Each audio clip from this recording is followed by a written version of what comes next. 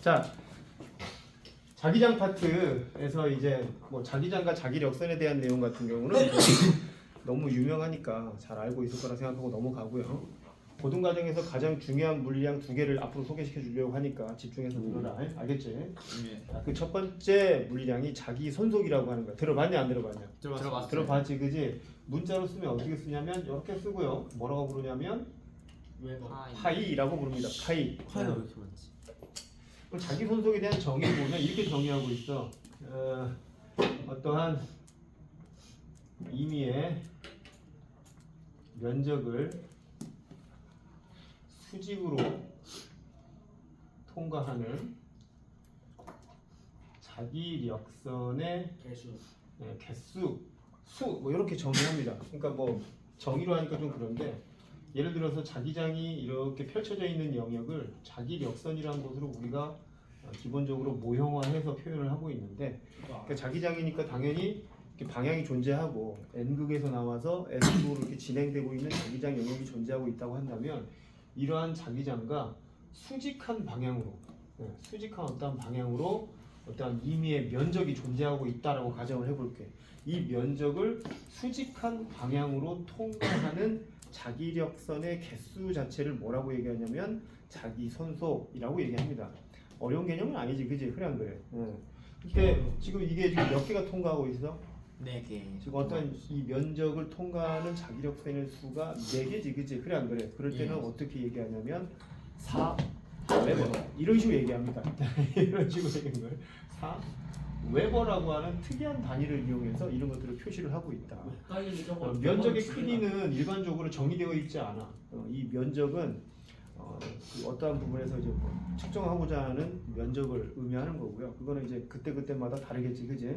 어쨌든 면적의 크기는 특정되어 있지 않지만 그 면적을 수직한 방향으로 통과하는 자기력선의 수가 몇 개냐를 갖다가 우리가 자기 손속이라고 얘기합니다. 자, 이런 것들을 표시할 수 있다. 이런 식으로 이렇게 물리량으로 정의되어 있으면 뭐가 편리할까? 기본적으로 자기장이라고 하는 것이 펼쳐져 있는데 그 펼쳐져 있는 자기장이 자기력선이라고 하는 거에 대한 수로 어떻게 할 수 있어? 그 색이라든지 이런 것들을 수치화할 수 있는 그런 아주 간편한 점이 있는 거죠. 그죠? 그래 안 그래요? 그래서 자기 손속이라고 하는 것은 이런 자기장의 세기를 수치화하기 위한 어떤 방법론 중에 하나다. 새롭게 도입되는 물리량 중에 하나다라고 생각하시면 됩니다. 뭔 말인지 알죠? 그죠? 예. 그래서 이걸 수학적으로 어떻게도 표현하고 있냐면 파이는 BS 이렇게 표현을 합니다. 단위는 아까처럼 웨버라고 하는 이런 단위를 쓴다라고 하는 거 참고해서 알아주면 되는데 여기서 하나의 의문점이 생겨야 돼. 바로 뭐냐면 그렇지, B가 뭐냐 이거야. B가 S는 면적인 건 알겠는데 어쨌든 이 B가 뭘까라고 하는데 그렇지, 그 B를 갖다가 우리는 뭐라고 부르냐면 자기장의 세기라고 부르고 대문자 B로 이렇게 표시한다라고 하는 거. 자기장의 세기. 그러면은 이걸 수식으로 그대로 보여주면 B는 S분의 파이라 그래가지고 그지? 자기 손속을 뭘로 나눠버린 개념이야? 면적 S로 나눠버린 개념이야. 그지? 그래 안 그래? 그래서 이 자기장의 세기에 대한 정의가 뭐냐라고 한다면 아까처럼 어떠한 임의의 면적이 아니라 뭐라요 이번에는? 단위 면적. 그렇지, 단위 면적당. 단위 면적당 수직으로 통과하는 자기력선의 개수 뭐 이렇게 정의하면 되지 않을까? 자기장의 세기를 굳이 뭐 정의할 필요. 여기 다 깨졌냐 여기? 유신이가 앉았더니 다 이거 지쳐져가면서 다 깨졌어. 깨졌어 이거. 우와. 선생님 화나가 이야 하고 뭐 어떻게 쳤더니 하면 이렇게 다 깨질 수가 있는 거지? 이찬이가 하나 앉으면 돼요. 어쨌든 이런 게 않나? 자기장의 색인데 정해라.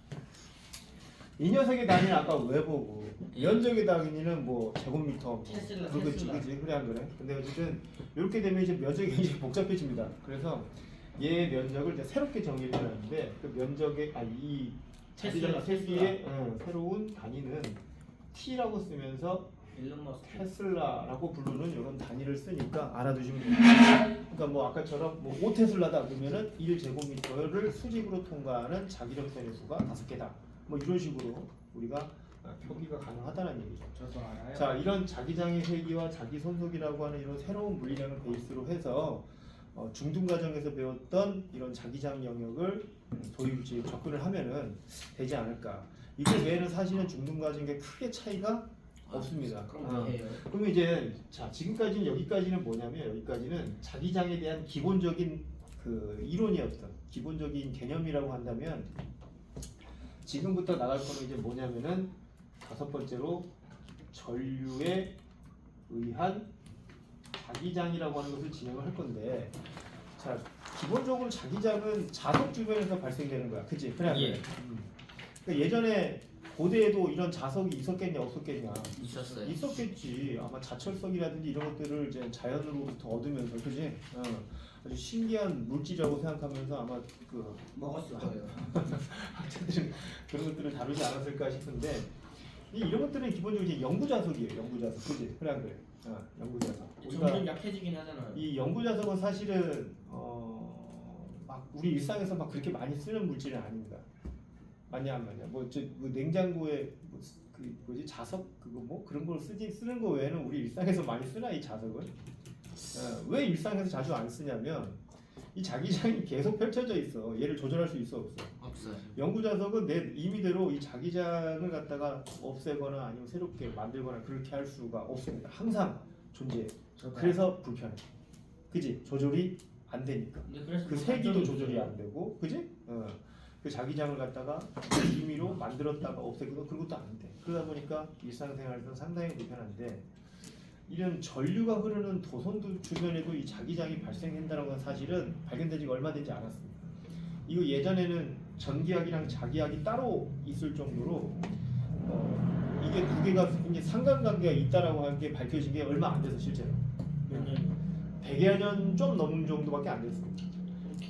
그러니까 아인슈타인 전에 아인슈타인이 이제 이런 것들을 만들기 전에 이제 현대 물리가 이제 도입되기 전에 이게 발견되지 얼마 되지 않은 상황이어가지고 과도기적인 입장이었다. 그래서 이 두 학문을 통합한 사람이 누군 줄 알아?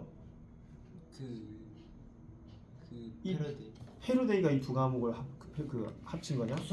사실 논문학적으로 이 두 과목을 완전히 통폐 합치는 사람이 아인슈타인입니다. 아인슈타인이 우주에 존재하고 있는 힘은 이제 네 개라고 해가지고, 그게 양력, 양력이 아니라 뭐야, 강행력, 약행력, 그지? 중력, 전자기력 이런 것들 발견하면서 이 전자기력이라고 하는 것이 매우 자기력과 전기력에 대한 어떤 합으로 인해서 굉장히密접한 관련이 있다고 생각을 해가지고 다른 힘들과도 이렇게 통폐합을 하려고 노력을 했었어요. 그게 이제 안 됐죠. 죽기 전까지 그건 못 발견하고 돌아가셨는데 어쨌든 이 사람에 대한 하나의 또 다른 업적은 전자기학이라고 하는 거에 대한 정의야 이게. 아인슈타인에서 최종적으로 확정됐다고 보시면 되는데 어쨌든 그 전까지는 이게 따로 있을 정도로 두 개가 연관성이 그렇게 있다고 생각하지 않았었거든요. 근데 전기학이 점점점 발전을 하면서 전기가 흐르는 도선 주변에 뭐가 발생된다는 사실을 알게 돼. 그렇지, 자기장이 발생된다는 사실을 알게 됩니다. 이거 어마어마한 발견입니다. 어마어마한 발견. 저였어도 했습니다. 이것이 발견되면서 굉장히 다양한 발명품들이 발명되게 됩니다. 너희들이 잘 알고 있지만 가장 대표적인 게 막 추궁기 같은 거 있잖아, 그지? 그래 안 그래? 그런 거 있잖아. 알지, 그지? 라디오 같은 거 있잖아. 무선 통신이라든지 이런 무전기 같은 거. 이런 것들이 전부 다 요게 해합되면서 통폐합되면서 요게 발견이 되면서 발명된 제품들이었거든요. 그러니까 우리 일상에서 요것이 차지하고 있는 게 어마어마합니다. 우리 일상에서는 전자석 없는 전자제품 있을까 없을까? 있어요. 없어요. 거의 없다고 보시면 됩니다. 거의 없는 건 있잖아요. 그래서 그 첫 번째로 배우는 게 직선 도선 주변에 그지? 자기장이 어떻게 생성되느냐. 그 다음에 두 번째로 직선 도선만 있는 게 아니라 원형 도선 주변에서의 자기장을 어떤 형태로 발생이 되느냐. 마지막 세 번째로 솔레노이드라고 부르는데 선생님 때는 솔레노이드라고 부르는데 요즘은 어떻게 부르냐면 이거를 코일이라고 부릅니다. 코일. 그래서 코일 주변에 발생되는 자기장의 모습은 어떻게 형성되는가. 이 세 가지를 고등 때도 배우고 중등 때도 배웁니다. 중등 때 배운 거 기억나냐 이거? 네. 그래서 중국 때 배웠던 거 빠르게 좀 하고 가면은 자 직선도선 주변에는 전류가 예를 들어서 이렇게 발생하고 있다라고 했을 때 이 주변에 어떻게 자기장이 형성된다고 배웠냐면 오른 나사의 법칙 또는 앙페르의 법칙이라고 부릅니다. 이거는 자, 이걸로 이제 설명을 하죠. 그래서 엄지 손가락을 전류 방향이라고 가정을 했을 때 이 네 개의 손가락이 가리키는 방향이 자기장의 방향으로서 원형도선 주변에서는 이런 식으로 이런 원형의 형태의 뭐가 발생한다? 자기장. 자기장이 발생한다는 사실을 발견을 하게 됩니다. 예. 근데 이제 이건 중학교 때 내용이야 사실은. 이건 중학교 때 내용이야, 맞지? 그래서 원형도선 주변에 여기다가 뭐 나침반을 놨을 때 나침반의 N극의 방향, 자침의 방향이 어느 방향을 가리키겠느냐? 뭐 접선의 방향이니까 그런 것들을 이제 다 찾아낼 수 있었을 건데 별로 어렵지는 않은데 이제 고등 과정에서는 어떤 것까지 이제 묻고 있냐면 도선으로부터 임의 지점까지 떨어진 지점이 있다고 한다면 이 지점까지의 거리를 R이라고 R. 가정을 했을 때 좋아. 이 지점에서의 자기장의 세기는 얼마이겠느냐 이런 것까지도 이제 수치화할 수 있는 방법론에 대해서 정의가 되어 있습니다. 고등 과정에서. 그거 아는데. 그래서 이때 이 자기장의 세기를 어떤 방법으로 구한다고 배웠냐 너희들은? B는 K R분의 I라고 해가지고 그때 이 K 값이 2.0 곱하기 10의 말 7승 뭐 이 정도에 되는 상수값을 가지고 있다라고 하면서 배웠을 텐데 사실 이 상수값보다 진짜 중요한 건 뭐냐면 이때 이 자기장에 영향을 주는 요소가 거리, 그지? 그 다음에 도선에 흐르는 전류의 세기 요거에 의해서 여기서 발생되는 자기장의 세기가 영향을 준다라는 이런 사실이 되게 중요한 거였죠. 그래 안 그래요? 예. 그래서 요거에 대한 단위를 뭘 쓰냐면은 테슬라라고 하는 단위를 써서 표현을 하고 있으니까 뭐 이렇게 알아두시면 됩니다. 근데 왜 상수가 붙어요라고 되어 있는데 이게 왜 그런 거냐면 이런 겁니다. 얘 여기 있는 이 B하고 여기 있는 이 B는 같은 걸까 다른 걸까? 다른. 같은 거 아니냐? 아. 같은 단위 개멍청하네. 쓰고요. 그래 안 그래요? 같은 문자로 표기되어 있고요. 근데 여기서의 자기장의 세기는 일반적으로 영구자석에서 자기장의 세기를 구하는 방법이거든요. 영구자석에서 거기서는 면적과 자기 선속이라고 하는 두 개의 물리량에 대한 요소로 이 자기장의 세기를 표현을 해놨는데 자 직선도선에 이런 전류에 의한 자기장만 들어왔을 때는 뭐하고 뭐야?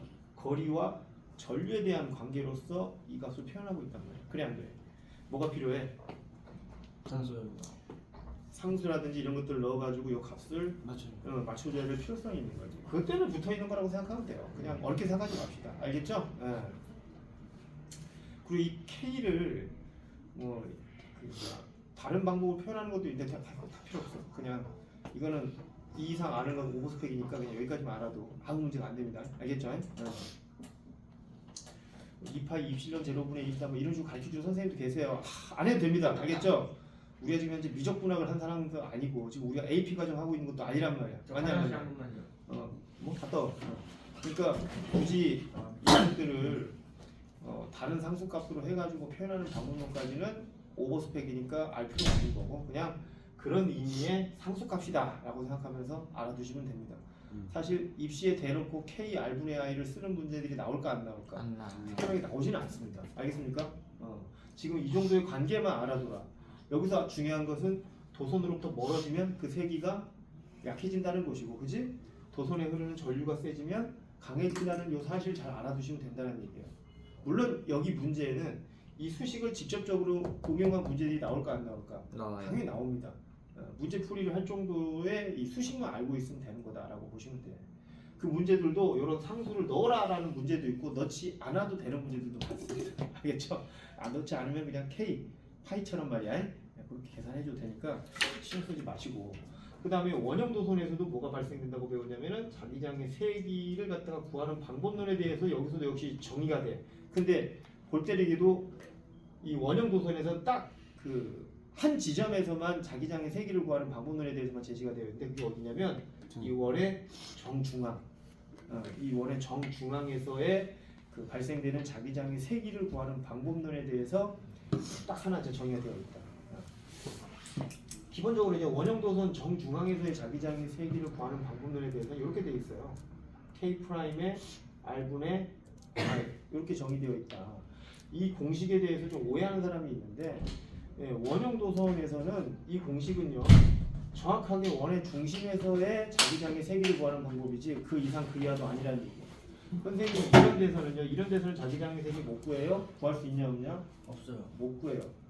구하지도 못하고 구할 의미도 없습니다. 의미가 없어요. 그래서 자 지금 원형 도선에서의 자기장의 세기를 표현하는 이런 공식들 같은 거고 이거 똑같지 그지? 그래 안 그래? 다만 요 K 프라임 뭘로 바뀌어요? 2파이 2파이 곱하기 10의 마이너스 7승으로서 그냥 원줄 하나만 집어넣은 것 뿐이거든. 솔레노이드가 네. 어려운 거 아니에요? 근데 이제 왜 갑자기 직선 도선 배웠다가 갑자기 원형 도선을 왜 배우는 걸까 이거? 이게 중요한 겁니다 이게. 시험 문제 내려고 아니요. 맞잖아요. 아닙니다. 자 직선 도선을 배우는 이유는 그거야. 그냥 직선 도선은 가장 기본적인 도선의 형태고 그 주변에 전류가 흐르면 자기장이 형성되는데 기본적으로 어떤 모양으로 형성됐는지에 대한 것들을 학생들에게 알려주기 위해서 이걸 배우는 거야. 그럼 두 번째 여기 있는 이 원형 도선은 뭐냐면 직선 도선에 의해서 발생되는 자기장은 써먹기가 좀 애매합니다. 그죠? 그래 안 그래요? 어디다가 우리 일상생활에다가 이걸 적용해서 써먹고 응용하기가 쉬운 형태는 아니야. 그지? 그래 안 그래? 근데 공교롭게도 이 직선 도선을 이렇게 원형으로 이렇게 휘어버렸더니 재밌는 현상이 발생되더라. 재밌는 현상. 예를 들어서 원형 도선 주변 쪽 이쪽으로 전류가 흐른다라고 가정을 하게 되면 자, 앙페레 법칙을 적용을 시켜봅시다. 어떻게 형성이 되냐면 이 네 개 손가락의 방향을 보면은 지금 어떻게 되고 있냐? 자세히 봐봐. 그거 오른손 법칙 아니었어요? 오른손 법칙을 앙페레 법칙이라고도 얘기하고 오른 나사의 법칙이라고도 얘기합니다. 지금 네 개 손가락의 모양을 보면요, 가운데로 좀 모이고 있는 형상이 되지 않아? 예. 그지?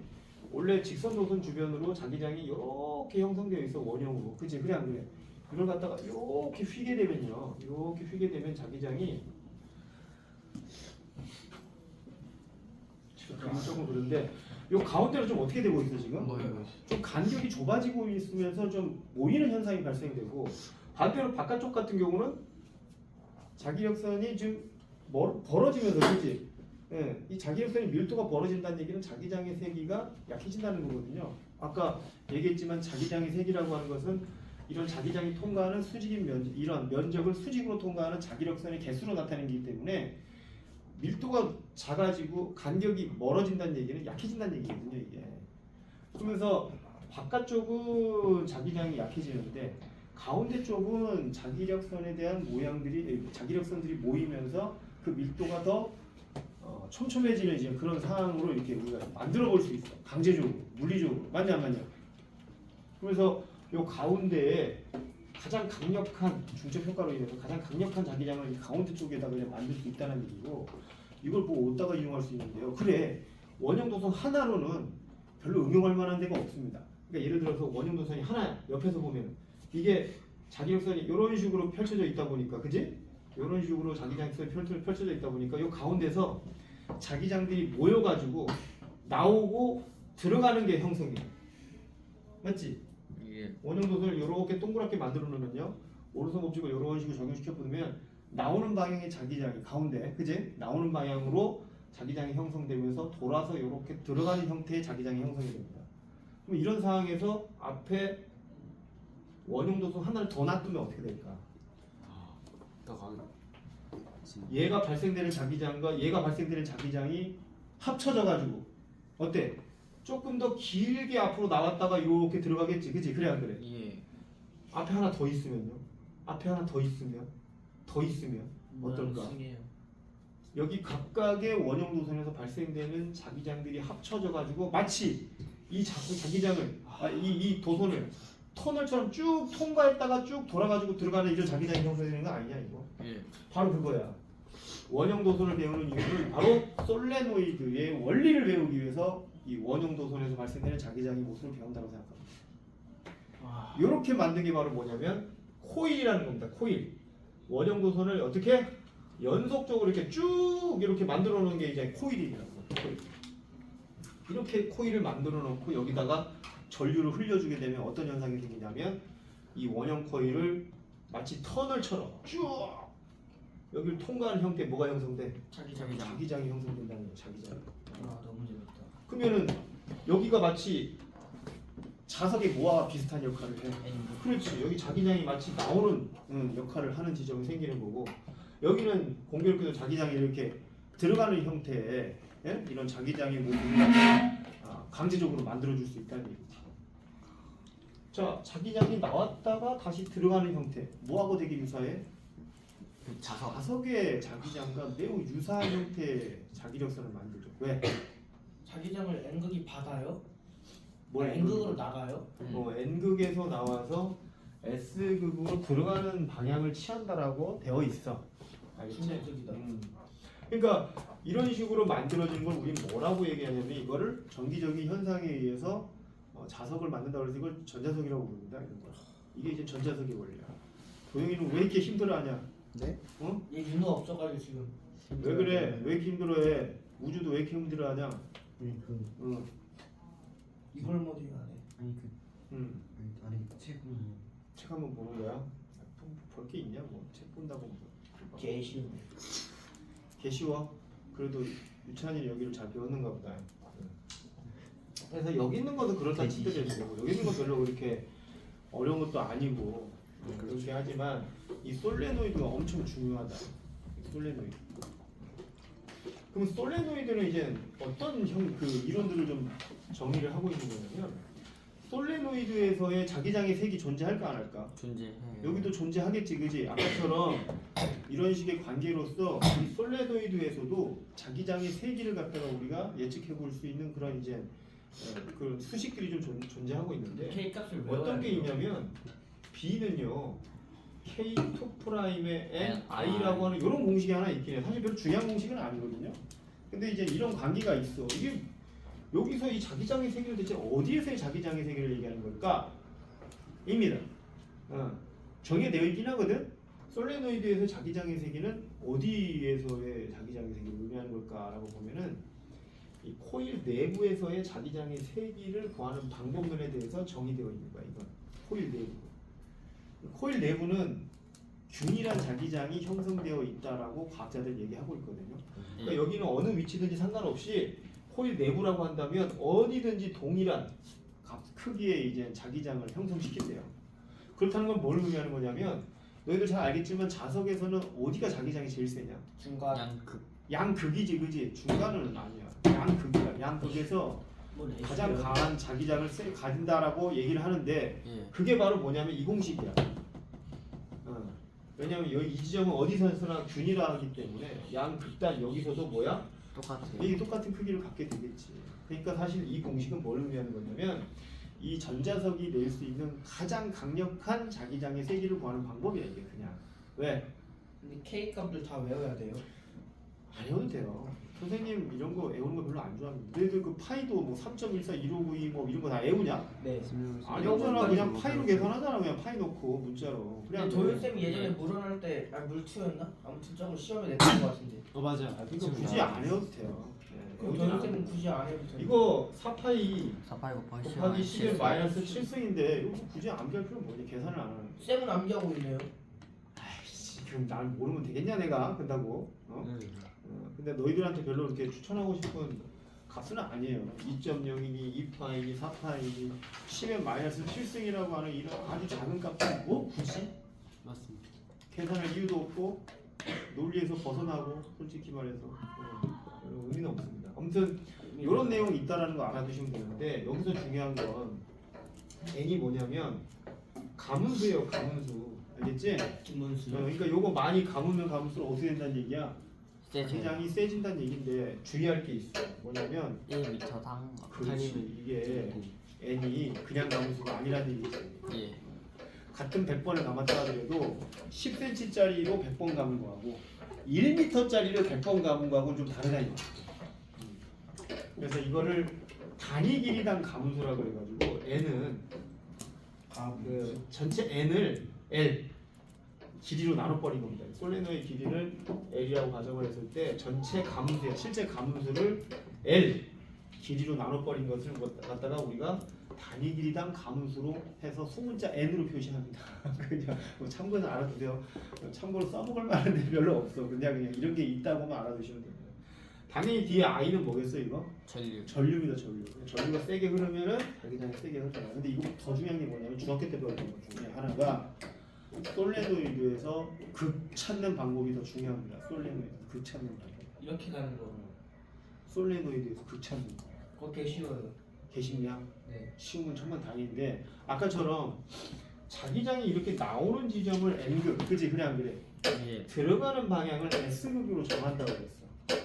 자 이걸 이용을 해가지고 우리가 솔레노이드에서 흐르는 전류의 방향을 알면 그걸 찾을 수가 있습니다. 그러니까 원형 도선 하나만 이렇게 한번 취급해봐. 하나만. 이것도 코일이 아니에요.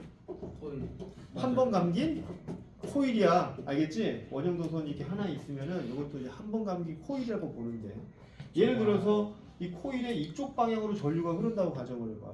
그러면 선생님이 아까 그 너희들한테 가르쳐줬던 오른손 법칙이죠, 그죠? 오른손 예. 법칙은 이렇게 잡아주는 건데 이때 이게 전류의 방향이 이게 자기장의 방향이라고 그랬어. 근데 이게 서로 수직한 방향이야, 아니? 이게 수직한 방향이야, 그지? 예. 그래서 이렇게 수직한 방향일 때는 이 두 개의 물리량을 바꿔서 생각해 볼 수도 있어. 그러니까 예를 들어서 얘가 전류의 방향일 때는 얘가 자기장의 방향이지만 얘가 전류의 방향이면 얘가 자기장. 자기장의 방향이야. 뭔 말인지 알아 이거? 예. 이걸 응용을 해서 원형 도선이니까 이게 이 엄지손가락으로 전류의 방향을 이렇게 체크하기 좀 힘든단 말입니다. 그래서 여기 있는 이 네 개 손가락으로 전류의 방향을 이렇게 표현하게 되면 그때 이 엄지손가락의 방향이 뭐가 됩니까 이거? 자기장이요. 자기장의 방향이 돼. 자기장 이쪽으로 이렇게 튀어나온다는 얘기야.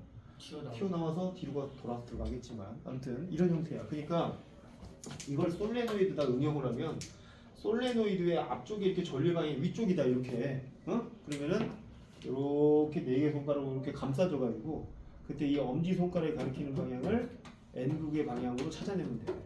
이게 되게 중요합니다. 이게 더 중요합니다. 이게 요런 것보다는 이런 걸로 이렇게 솔레노이드에서의 극을 찾는 거라든지 이런 게 훨씬 더 중요하다고. 예. 만약 반대로 생각해 봤을 때 여기가 N극이라고 한다면 이 솔레노이드에 어느 쪽으로 전류가 흐르는지도 예측해야 돼 안 해야 돼? 네. 예측해야지 그지? 다들 내용이 쉬운가? 졸려 죽네 아주 그냥. 밥 먹고 와서 졸리죠? 다 이해합니다. 자, 뭐 하는 거야? 그 다음에 여기까지가 했으면 마지막으로 할 게 뭐냐면 자기력입니다. 이거 자기력. FBI, FBI. 자기력인데 근데 오늘 또 뭐 이론하느라고 문제 몇 개나 풀 수 있을지 모르겠지만 자, 자기력이라고 하는 것도 마지막으로 하고 좀 넘어갈게. 자기력. 여섯 번째 전자기력이라고 부르는데 이것도 이미 중학교 과정 때 한번 배웠어요. 그지? 어떻게 배웠었냐면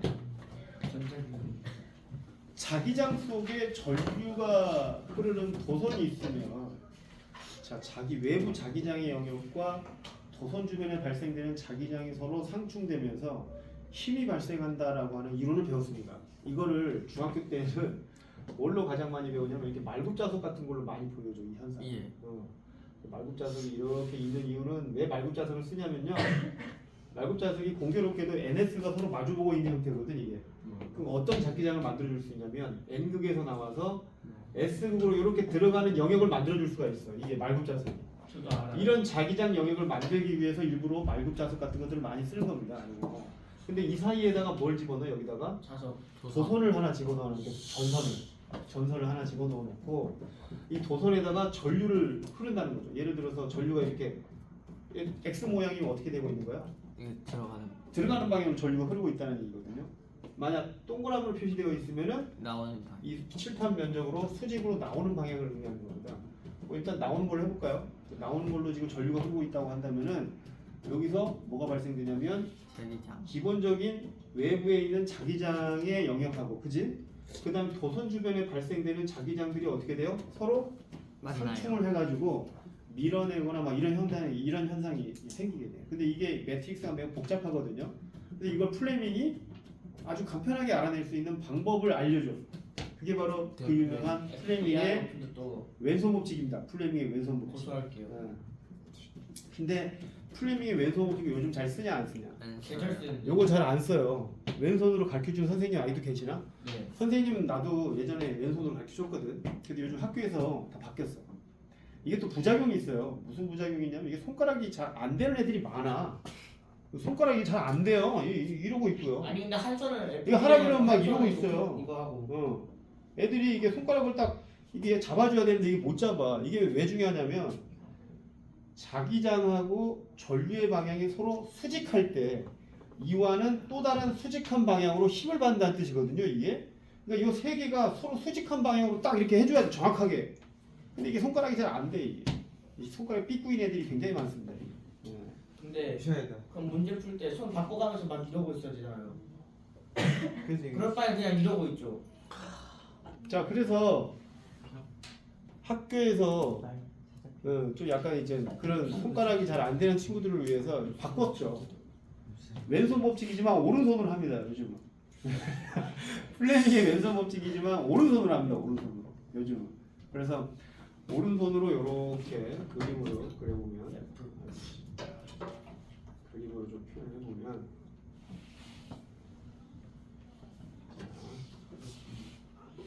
대충 할게. 너무 대충한 거 아니? 대충 야 손가락이 아니라 손가락 4개 있다고 쏙 치고 여기 중지가 여기가 이 중지가 작아요. 손바닥이고요. 중지가 더 길어야 되는데 조금 그렇네. 자, 이렇게 하면 되죠? 뻑치 날리세요. 아 자, 이렇게 되지 손가락이 이렇게 된 거야. 이제 오른손으로 하는 겁니다. 그때 이 4개 손가락이 가리키는 방향이 그 외부 자기장의 방향이라고 했어요. 외부 자기장의 방향. 알겠지? 그러니까 일반적으로 외부 자기장이라고 하는 건 뭐냐면 이제 도선이 아닌 어디나 일어나라 그냥 나갔다 와라 그냥 그러고 있는 나갔다 오겠다 나갔으면 야 돌리면 나가 그냥 괜찮으니까 저 실수하고 야 나서 혼내는 거 아닙니다 나갔다 오십시오 그냥 좀 뻗치지 말고 졸려요. 나갔다 와 괜찮으니까 가 빨리 괜찮으니까 괜히 꼭 그러고 있지 말고 못 참아 그거 나갔다 와 괜찮아 참을 수 없다. 나가서 물 한 잔 마시고 그러면 되지 그지 도영아 맞냐 안 맞냐 맞습니다. 시간이 너도 마찬가지고 지금 앞에 계속 쫄고 있어 둘이서 아저 안 들었어요. 뭐라 안 주면 진짜 이러면서 머리 넘기고 있어요. 아 진짜 안 들었어요. 어쨌든 이때 이 B는 그 도선 말고 그지 도선 주변에서 자기장을 발생시키는 놈들을 얘기하는 거니까 자석의 자기장이라고 보시면 되고요. 이런 거 이제 외부 자기장이라고 얘기합니다. 외부 자기장. 그다음에 이 엄지 쪽으로 발생되는 요 방향은 뭐냐면 이게 이제 전류의 방향입니다. 전류의 방향. 아이.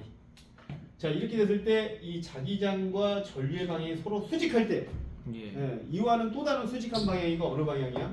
바로 손바닥이 가리키는 방향입니다. 손바닥이 가리키는 방향. 손바닥이 가리키는 방향이 뭐가 되냐면 바로 힘의 방향. 그렇지. 전자기력의 방향.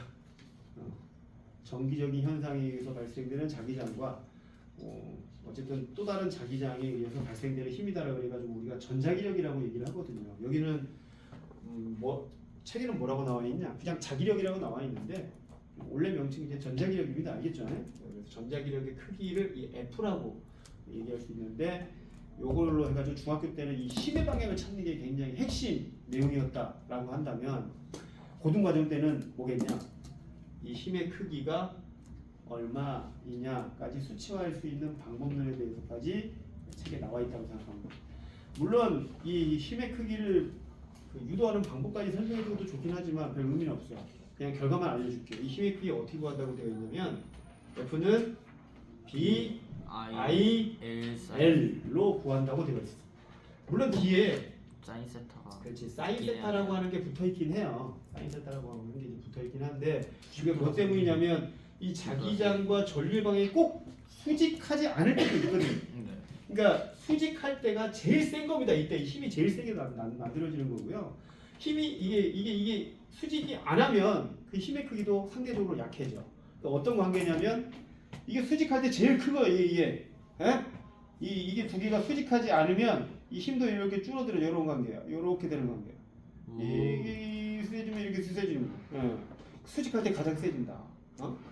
그런 관계로서 이제 표현이 되게 되는데 책에는 이런 게 나와 있어. 너희들 책에 보면은 여기 210페이지 보면은 도선이 어떻게 되어 있어? 자기장에 비해서 자기장이 지금 이렇게 나와 있으면 도선이 어떻게 이렇게 누워 있지, 그지? 그래 안 그래? 네.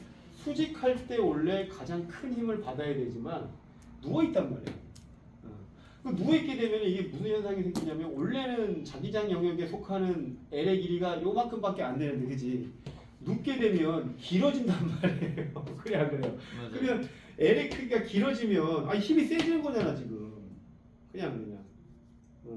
그래서 길어진 만큼 그 B만큼 작아진다라고 해가지고 L 사인 세타를 뒤에 붙여가지고 상대적으로 힘의 크기를 좀 작게 표현해주는 것을 방법론으로 쓰고 있습니다. 삼각비를. 근데 이게 삼각비로 정확하게 수학적으로 이런 게 발생된다는 게 참 너무 신기한 것 같아. 그지? 이런 것들이. 이런 힘의 크기나 이런 것들이 도대체 이 수학쟁이들이 대체 뭘 이 삼각비를 어떤 관계에서 만들어내는지 모르겠지만은 이런 것들이 실제 자연과의 힘의 관계에서도 딱 적용이 된다는 게 참 매우 신기한 일입니다. 이런 것들. 뭔 말인지 알겠냐 이거? 대충? 예. 알겠어? 지우 이해되냐 지금? 여기까지 한 내용 중에서 이해 안 되는 거 있는 사람 솔직히 지금 유찬이요. 유찬이는 뭐 다 이해했을 거야. 아까 보니까 잘하더라고. 전개로는 황망인데 제가 지금 그 자기장 이렇게 하는 거 같아요. 좀 이따 문제 좀 풀어봐야지. 이해 안 되는 사람 없죠? 예. 저 물 원때 자기장을 참 잘했습니다. 오케이. 자기장이 사실은 논리만 잘 이해되고 그러면은 지호가 또 어려울 게 없거든요. 자, 지금까지 가르친 게 가장 기본 이론입니다. 기본 이론. 알겠죠? 네. 기본 이론이고요.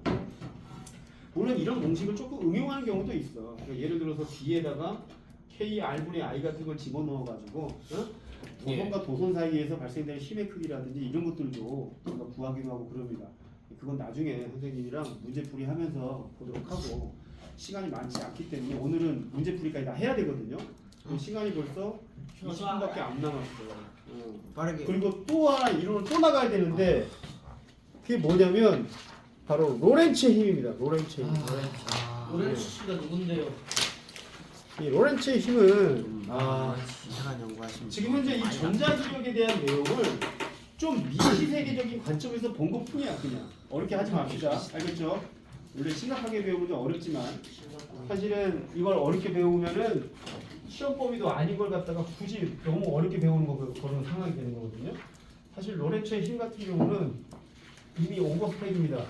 굳이 뭐 몰라도 좀 하지 입시에는 영향이 전혀 없어요. 하지 마요. 하지 말까 그냥. 근데 하는 게 좋긴 한데. 싫어요. 이걸 해요. 아니 하는 게 좀 해야죠. 유치원생한테 대학 수학 가르치는 건 똑같아. 이건 유치원생이 아니고 닥쳐. 이건 로렌츠의 힘은 대학 과정이 아닙니다. 물투 무수할 과정이에요. 거예요. 물투 과정. 제가 못할 것 같아. 고3 과정인데 뭘 대학 과정도 아니고. 아니 비유를 한 거잖아요. 극단적으로. 아무튼 너희들이 유치원생도 아니고 대학생 과정도 아니니까 충분히 할 수 있어요. 근데 이제 오렌지 씨가 누군데요? 로렌츠라는 사람이 이제 정의한 건 뭐냐면 이거 책에 있어요? 자 도선이 힘을 받는다고 얘기했거든 요거. 네. 그지? 그래 안 그래? 요 내용은 실제 이 도선이 힘을 받나요 안 받나요? 실제 받아서 이 도선이 어떻게 돼버리냐면 실제 튀겨져 나가요. 이거 계산해 볼게요. 어느 쪽으로 갔는지. 자기장이 아래쪽이고 전류 방향이 지금 칠판에서 나오는 방향이니까 손바닥이 가리키는 방향이 지금 오른쪽이잖아, 그지? 그래서 실제 이 실험을 해보면 진짜 얘가 오른쪽으로 힘을 받아갖고 여기 있는 도선이 튕겨 나갑니다. 예. 뭐 학교에서 이 실험 보여준 적 있나? 찬이 학교에서 이 실험 본 적 있어? 아니요. 안 해주더냐 이런 거? 근데 그지 같은 걸로 안 저 해주더냐? 말국자석 안에다가 자석 그 일자 자석 있잖아요. 이거 이렇게 넣었다가 빼는 거 이거 어떻게 풀어요? 이게 뭔 개소리야? 말부터 사회 뭘 어떻게 풀어? 그 말국자석 안에다 자석 같은 거 이렇게 쓱쓱 넣었다가 빼고 막. 누가 그런 문제를. 근데 문제 있던데. 근데 약간 의문이 드는 거는 이때 도선 안에 뭐도 있냐면 도선은 그냥 말 그대로 거시적인 관점에서 보면 그냥 전기줄이죠. 저도 알아요. 근데 전기줄 안에도 뭐가 존재하는 거냐면 입자들이 존재합니다. 입자들이. 그러니까 이 로렌츠 힘이라고 하는 것은 뭐냐면 자기장 영역 속에 전하들은 대체 어떠한 힘을 받겠느냐 이제 요거에 대한 내용인 거거든. 그러니까 이때 예를 들어서 전자들이 이제 흘러가니까 전자로 한번 얘기를 해보겠습니다. 전자가 이렇게 이제 도선 지금 흘러가고 있다라고 가정을 하게 되면 전류의 방향은 이와는 반대 방향으로 지금 흐르고 있는 상태인 거고, 그지? 그래 안 그래? 그리고 이 도선을 갖다가 아까처럼 자기장 영역에다가 요렇게 갖다 넣어놓게 되면은 이게 지금 외부 자기장이 이제 펼쳐져 있다고 가정을 하면 이때 힘이 어느 쪽인지 한번 계산을 해보면요. 자, 자기장의 방향이 이쪽이고 전류 방향이 이쪽이니까 이렇게 작용을 시키면 손바닥이 있는 방향으로 이쪽 방향으로 지금 힘을 받아서 도선이 이동을 하게 될 텐데 그때 이 안에 있는 이 입자들도 이 힘을 받겠냐고. 받겠죠.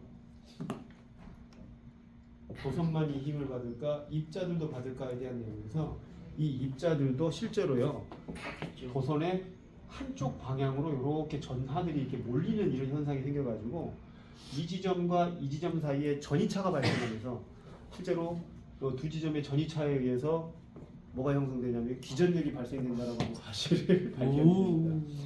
이게 이제 이 V는 ED 공기라고 해서 홀 효과예요. 홀 효과. 이런 홀 효과를 발견을 하면서 이때 이 도선 내부에 있는 아주 미세한 이런 입자들도 이러한 힘에 자유롭지는 않겠구나라는 것에 대한 사실을 발견하게 돼요.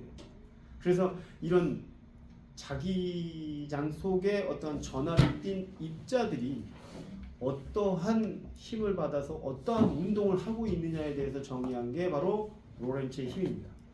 로렌츠의 힘. 그러면은 한 가지 한번 예를 들어 볼게요. 212 줄여놓은 게 이때 힘의 크기를 어떻게 정의를 하고 있냐면 F는 BIL이라고 하는 이런 전자기력 공식이 있는데 이 공식을 통해서 이 입자들이 받는 힘의 크기를 계산하기는 쉽지가 않습니다. 그래 안 그래요? 예. 너무 거시적인 관계에 의해서 그 수식이 정의되어 있으니까 그걸 미시 세계적인 관점에 대해서 이 힘의 크기가 정의될 수 있을까라는 부분에서 이 I를 좀 조절해주면 가능하지 않을까라고 생각을 했다는 얘기죠. 전류 대신 뭘 썼냐면 T분의 Q라고 하는 이런 공식을 좀 사용하면 되지 않을까. 네. 근데 이게 예를 들어서 이게 전자 하나라고 한다면 전자가 하나가 받는 힘의 크기를 구해야 되는 거잖아. 그지? 그러면은 이 T분의 Q를 Q가 뭐예요? T분의 2로 바꿔주면 어떨까? 요거인 겁니다. Q가 뭐예요? 전하량. 이 2는 전자 한 개의 전하량에 해당된단 말이야. 얼마야? 대략 0.01 곱하기 10의 마이너스 23? 아니 전하 하나의 전하 1.6 곱하기 10에 마이너스 19승 콜론이가 그러잖아. 전자 하나의 전하량이. 그지? 그래 안 그래? 그래서 그때 요것을 이용을 하면은 전자 한 개가 받는 힘의 크기를 구할 수 있는 것이 아니겠느냐. 뭐 이렇게 생각을 했다는 얘기지. 예. 그러면 이 공식을 다시 쓰면 B에다가 T분의 2의 L이 되는데 그때 이 L이 단위 시간당 전하의 이동거리에 해당된단 말이야. 그래 안 그래? 맞냐 안 맞냐? 예. 그러니까 이 T분의 L을 뭘로 바꿔버리냐면 이 입자의 속도에 해당되는 V로 바꿔줄 수 있다고 한다면 이 전하 한 개가 받는 힘의 크기를 구할 수 있게 되는 거지. 어떻게? B, E, V. 요게 바로 뭐냐면은 실제 자기장 속에 전자가 있다고 한다면 이 전자 한 개가 받는 힘의 크기에 대해서 이런 식으로 구할 수 있다라고 정의되어 있습니다. 근데 이제 이거는 전자잖아. 전자가 한 개가 받는 힘의 크기를 구할 때 이렇게 구한다는 얘기고 조금 더 일반화시켜서 전하들이 받는 힘의 크기로 정의하려면 여기 2를 뭐로 바꿔줄 수도 있다? Q로 바꿔줄 수가 있다. 딱히 몰라도 되죠? 이 공식을 BQV라고 해가지고 로렌츠의 힘의 크기를 구하는 공식으로서 정의되어 있습니다.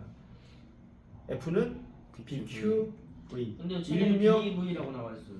일명 비켜봐 공식이라고 부릅니다. 이거 비켜봐. 알겠지? 예. 그러니까 BV는 전자가 받는 힘의 크기를 의미하는 거고요. 전자만 존재하는 게 아니잖아. 입자라고 하는 것은. 그지? 그래 안 그래? 양성자도 있을 수 있는 것이고. 그지? 꼭 전자가 아니더라도 극성을 띠고 있는 입자들이 존재한단 말이야. 그래서 그런 미시 세계적인 관점에서 존재하는 그런 입자들이 받는 힘의 크기다라고 해가지고 좀 일반화시켜가지고 요 2를 뭘로 바꿔준 거야? Q. 소문자 Q로 바꿔줘서 그런 입자들의 전하량으로 계산한 거예요. 이 공식을 BQV, 일명 비커가 공식이라고 해서 로렌츠 힘의 크기를 구하는 공식이라고 얘기합니다. 전자의 이동 방향 어떻게 돼? 힘을 어느 방향? 빡대가리야. 그러면은 이 힘의 크기를 갖다가 똑같이 아까 로렌츠 힘의 방향 똑같은 방향으로 힘을 받아요. 이 같은 경우. 그러니까 이때 힘의 크기를 이렇게 구하고 힘의 방향에 대한 것은 방금 요거하고 똑같은 방법으로 정의되면 되고 그때 주의할 거는 전자는 실제 전류의 방향과는 어때? 반대 방향이지. 그러니까 그걸 주의해야 돼. 그걸 주의하고. 자, 그래서 그러면 이런 힘에 의해서 얘가 어떠한 운동을 하게 되느냐라는 거예요. 그죠? 그래서 운동의 형태를 갖다가 좀 살펴보면은 자, 자기장이 펼쳐져 있는 영역이 존재한다고 가정을 하자. 저도 알아요. 네, 이렇게 이게 무슨 표시야 이게? 들어가. 들어가는 방향에 자기장이 펼쳐져 있다라고 선생님이 가정을 하고 이때 무슨 입자로 할 거냐면 전자로 할게요. 전자 하나가 저 플러스 뭐예요 저거? 속도 v로 이렇게 자기장 영역으로 지금 들어가고 있다고 가정을 해봅시다. 알겠죠? 예. 자, 전자가 여기 들어왔어. 자, 여기 이제 들어왔다 전자가 들어오자마자 이 힘 받아 바로. 왜냐면 전자의 이동 방향하고 실제 전류의 방향은 어때요? 반대야 반대. 그지? 그래 안 그래? 지금 현재 전자가 이쪽 방향으로 입사했다는 얘기는 전류가 아래쪽으로 흐르고 있다라고 봐도 무방합니다. 정의 개념상. 그랬을 때 여기서의 외부 자기장의 방향은 들어가는 방향이고 예. 전류의 방향은 지금 아래쪽이기 때문에 어느 쪽으로 힘을 받아? 들어가자마자 오른쪽으로 얘를 딱 쳐버립니다. 실제로 로렌츠의 힘이 이 입자를. 그러면은 가고 있는 방향이 이쪽인데 여기서 탁 때렸어. 그럼 어떻게 움직여? 요렇게 돌아버린다고. 무슨 말인지 알지, 그지? 응. 그래서 얘가 이렇게 이제 방향을 휘게 되는 이제 이런 현상이 발생하게 돼. 근데 이 입자가 여기에 오면은 이번에 힘을 어느 쪽으로 받을까? 왼쪽. 이번에는 들어가는 방향의 전회 방향이 지금 왼쪽에 해당되니까 이번에는 아래쪽으로 딱 힘을 받아요. 네. 그래서 이쪽으로 지금 얘가 속도를 v로 갖게 되는데 이때 힘의 크기가 실제 이동 방향에 대한 부분에서 수직으로 치기 때문에 얘 속도 바뀌어 안 바뀌어? 안 바뀌어. 안 바뀌어 이거. 방향만 바뀌어 방향만. 그리고 여기서도 이번에도 수직으로 딱 쳐버리니까 얘가 이렇게 아래쪽으로 이제 휘는 현상이 생기게 되는 거죠. 자, 이런 전하를 띤 입자가 자기장 속에서 운동을 하게 된다면 어떤 형태의 운동을 하게 돼? 원운동을 하는 게 기본입니다. 기본적으로 원운동. 지금 선생님이 좀 상대적으로 이제 반원음만 그려놓긴 했는데 기본적으로 자기장 속에서 이러한 입자가 힘을 받으면 로렌츠의 힘을 받게 되면은 원운동의 형태를 하게 된다라고 알아두시면 되는 저 거고. 두 개 다 안 해요. 그때 중요한 거 이때 이 힘 로렌츠의 힘이잖아, 그렇지? 네. 이 로렌츠의 힘이 무슨 역할을 한 거야? 지금 가만히 보면 90력. 역할을 한 것 같아요. 그러면 이걸 이 관계를 수식으로 표현하면 자 BQV라고 하는 이 로렌츠의 힘이 원심력 공식 R분의 90력 공식 R분의 MV의 제곱과 같다라고 하면 언제 배웠어요? 그때 이 원운동에 대한 가장 중요한 물리량이 해당되는 반지름의 크기에 대해서 정의가 되는 식을 하나 만들 수가 있어. 여기 있는 게 이 R이 반지름에 해당되잖아, 그지? 예. 그래서 이걸 R에 대한 식으로 바꿔주면 R은 BQ분의 MV라고 하는 이런 공식이 하나 만들어지게 되는데 이게 정말로 유용한 공식 중에 하나다라는 겁니다. 물론 물리투 한정이에요. 이 공식을 우리는 뭐라고도 부르냐면 일명 명박-비켜 공식이라고 얘기합니다. 명박-비켜요? 예. 또는 뻑큐 명박. 명박이한테 애웁니다. 우리 전자계에서 그런 식으로 애워요. 그러니까 일명 비켜가 공식, 뻑큐 명박 공식. 정치 공식도 있어요. 선생님 저희 집은 어렸을 때부터 국민의 힘입니다. 명박이를 뻑큐라고 하는 건 좀 그렇습니다. 그런 사람들은 명박 비켜로 애우시면 됩니다. 이거 알겠죠? 명박이 왜 비켜요? 그냥 그렇게 애우는 거라. 선생님은 별로시군요. 어? 선생님은 막막뼈크라고 제대로 지금 하시는 좌파예요? 어? 죽을래? 왜? 야 무슨 사립 강사들이 좌파겠냐 설마 생각을 해봐라. 내가 그럼 무슨 우파세요? 어? 야 사립 강사들이 우파를 하면 어떻게 돈을 벌어먹고 사니? 그럼 좌파예요? 좌파가 되면은 야 말이 되냐? 어? 여러분 내가 공산당이야? 어? 사립 강사들이 공산당 마인드로 살아가면 돈을 벌 수 있겠어? 그럼 무소속을 지지하시는 야, 정치 얘기는 하지 말게요. 아무튼 자 이게 그 공식이야, 알겠지? 명박 비켜. 그리고 또 하나 중요한 거는 이 원운동이라고 하는 것은 무슨 운동이야? 기본적으로 주기 운동입니다. 주기 운동. 그래 안 그래요? 맞아요. 예. 그러면 이 입자가 한 바퀴 도는데 걸리는 시간을 구하고 싶어. 그럼 어떻게 하면 될까? 우리가 속도분의 이파이 R 주기는 속도분의 어떻게 2파이 구하냐면 주기는 V분의 2파이. 그렇지 V분의 2파이R이라고 하는 아, 원운동에서 기본적인데. 가장 이제 기본적인 공식이 요거잖아. 주기 공식이. 그때 요 R을 방금 구해놨단 말이에요. 명박 그지? 비켜. 여기 R에다가 BQ분의 MV라고 하는 명박 비켜 공식을 집어넣으면 이 공식이 어떻게 바뀌냐? BQ분의 BQ분의 2파이 M 이런 공식으로 바뀌게 되는데 이 공식이 바로 원운동의 주기를 결정하는 공식이다. 근데 여기서 중요한 거, 이 입자들의 원운동에서 영향을 준 요소 한번 봐봐. 이 주기의 영향줄 요소 봐봐. 뭐뭐가 있어. 질량, BQ 그렇지. 질량. 자기장, 세기. 자기장의 세기는 이건 뭐 고정되어 있는 값이라고 쿨럼 가정하면 뭐예요? 이 입자의 질량이라든지 전하량의 크기에 의해서 어떻게 된다는 얘기야? 이게 주기야. 주기가 바뀔 수 있다는 얘기야. 예. 그러니까 자기장이 세지면 주기가 어떻게 됩니까? 느려져요. 작아져. 작아지지, 그지? 느려지는 주기가 작아진다는 얘기는 뭐야? 빨라지는 빨라져. 거. 빨리 돈다 얘기야. 무슨 말인지 알아 이거? 그러니까 이런 거에 대한 관계를 이런 물리량으로서 우리가 비교가 가능한 공식이야. 이거 되게 유용합니다. 알아두면 유용하고요. 몰라도 입시에 영향은 없습니다. 선택 저거 안 해도 돼요? 안 해도 됩니다. 솔직히 말해서 애운다고 해가지고 입시의 결과가 더 좋거나 그러진 않습니다. CMS 시험엔 나와요? 시험에는 요 문제에 나올 수 있지. 여기에 아, 존재한다. 외워야겠다. 근데 그 이상 아닙니다. 그 이상은 안 나오니까 너무 걱정하지 않으셔도 돼요. 그래서 나는 이런 거 가르치는 게 Q가 뭐라고요? 사실 입시에는 막 그렇게 중요한 건 아닌데 아, 여기가 약간 좀 난이도 있게 하잖아요, 그죠? 그런데? 입시보다는 좀 오버스펙으로 가르치기 때문에 이거까지 좀 알아두면 좀 간지는 납니다, 간지. 네. 왜냐면 물리투를 했냐 안 했냐가 이거 여기서 결정나는 거거든. 로렌츠님 알아? 그러면 이제 알면은 물리투까지 한 거고 모르면 안 한 겁니다. 문제 언제 풀어요? 자 지금 갑시다. 이제 다 나갔어요. 연박이 이거 말고도 이것도 있고 사실 좀 더 가면 나선 운동, 나선한 아예 하지 마세요. 안 해도 되겠죠, 그죠? 나선한 이것도 있는데 이제 하지 맙시다. 나선한까지는 뭐 굳이 이게 할 필요가 없어. 나서는 너무 어렵습니다. 자 간단한 거부터 한번 해볼까요? 간단한 거. 간단하다. 67번 한번 해봅시다. 66번은 뭐 그냥 단순히 계산하니까 67번.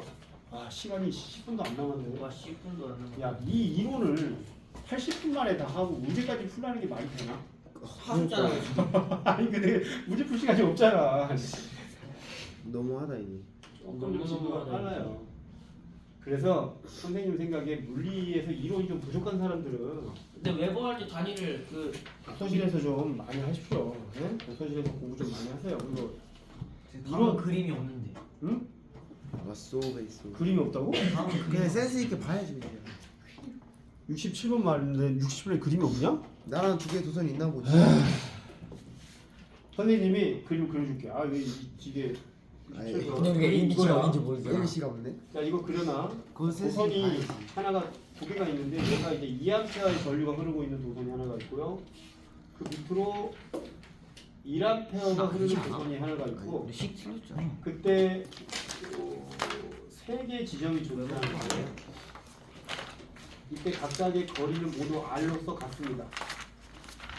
아우 왜 적다고 생겼어? 이렇게 갔는데 이때 이때 A, 끌 되잖아. B, C 안 되죠. 세 지점에서의 아니, 자기장의 세기의 비를 구하라.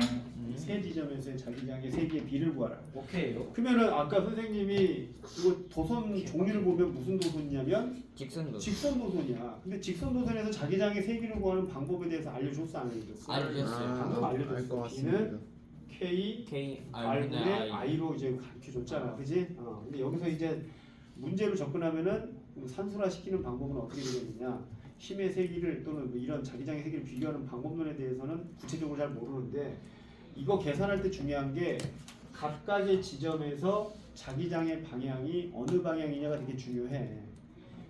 여기는 자 한 번만 할게. 도선이 이렇게 있다고 가정을 해보고 두 개 도선이 있다고 가정을 해보면 이 지점이 A, 이 지점이 B, 이 지점이 C인데 그때 도선에서 발생되는 자기장은요 이렇게 원형으로 발생하기 때문에 여기 있는 각각 모두 같은 작용선상에 존재하는 이 세 개 지점은 네. 여기서 발생되는 자기장의 방향은 모두 접선 방향입니다.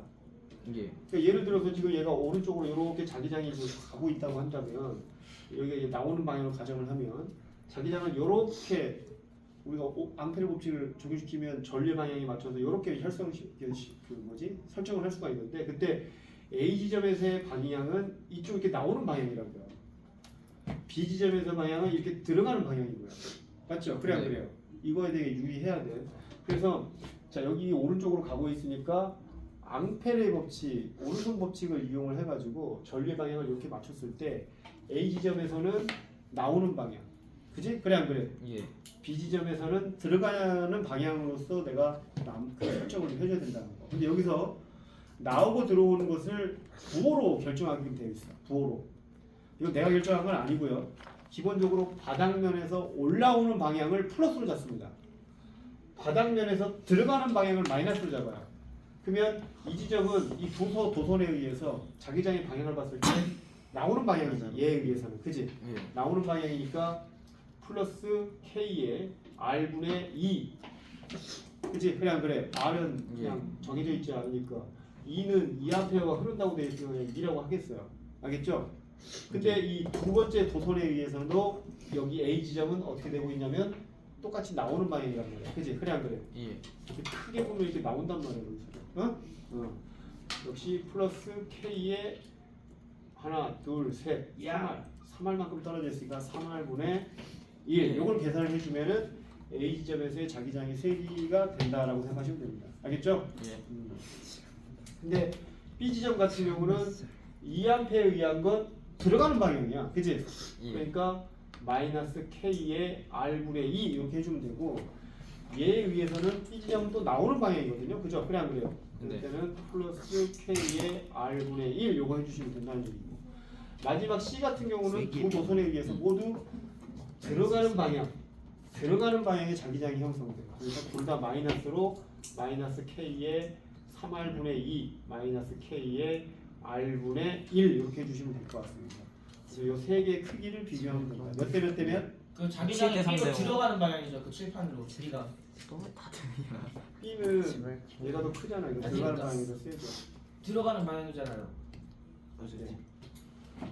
쌍꺼풀인데. 저도 아는데. 근데 이제 방향이 중요한 게 아니라 여기서는 세기가 중요한 세기의 B가 얼마냐니까 7대 3대요. 여기서 구해진 값들을 이용을 해가지고 계산하시면 되는데 정답은 7대 3대 5. 3대 5의 B를 갖게 됩니다. 풀만한데요? 네, K R분의 I만 잘 응용하면 사실 문제될 게 없습니다. 여기서 이제 팁이 하나 있다면 이 각 지점에 이렇게 수직한 방향으로 서 있는 이런 지점들은 모두 접선 방향의 자기장을 갖고 있는 데이기 때문에 그러니까 여기서의 자기장의 방향은 나오거나 들어가거나 둘 중에 하나인 거예요. 알겠죠? 예. 나가주세요.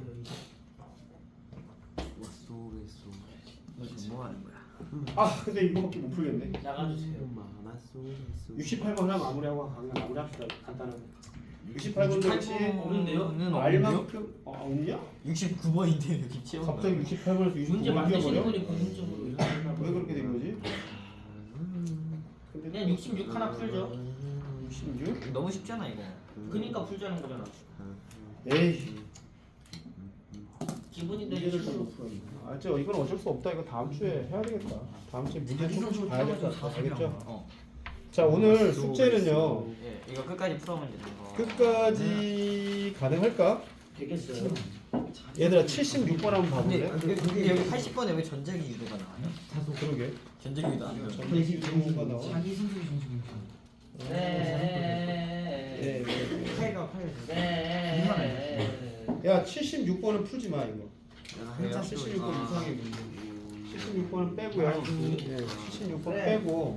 66번에 답이 2.4일 거예요. 몰라. 아 확인해 줄 수 있잖아요. 그 79번까지 풀어주십시오. 79번까지. 예.